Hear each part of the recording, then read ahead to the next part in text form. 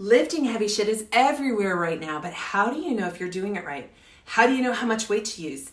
And how do you know when you can progress? I've got you covered, ladies. Let's break it down. But first, why do we even care about lifting heavy? For women who are 40 and up, it has some really incredible benefits. As Dr. Stacy Sims says, that with age and menopause, strength and power are the first things to go.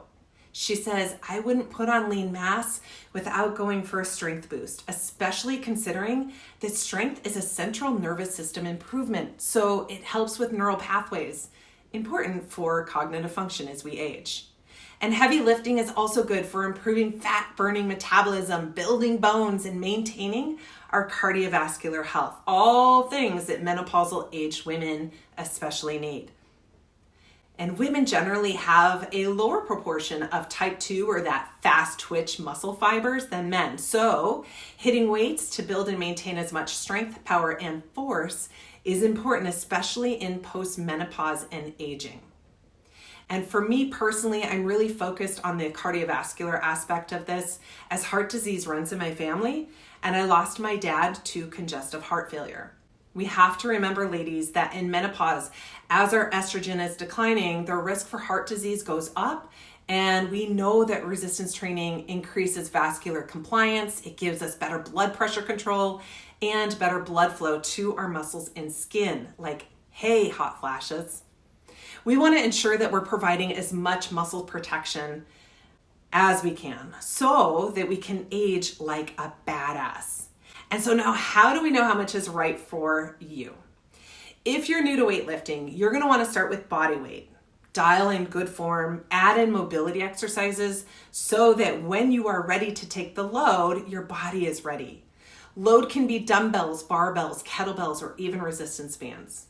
And now let's see your experience with weight training. Grab a weight for 6 reps of an exercise. If you can get through all 6, plus be able to do more, you can go heavier. If the last 2 reps had you doubting your ability to finish, you have the weight that's right for you. So let's say that we're doing a single arm row pull. If you set yourself up for success, get into set position, use your breath to exhale as you pull and to inhale as you lower the weight back down. If you grabbed a 20-pound weight and flew through all 6 reps, then you need to go to 25 or 30 pounds. If 30 pounds caused you to lose form, go to 25.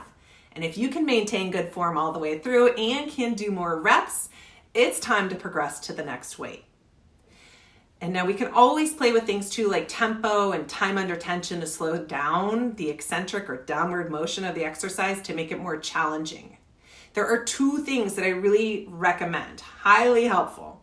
Use a mirror to see your form. They're not for vanity. It's to help you see your alignment and to check yourself before you wreck yourself. I'm so sorry I had to say it.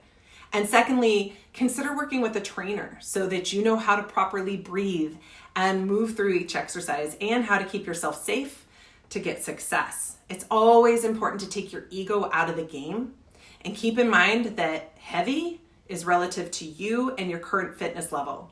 Lifting heavy shit could mean 10-pound dumbbells for some women, and it could mean back squatting a 200-pound barbell for others.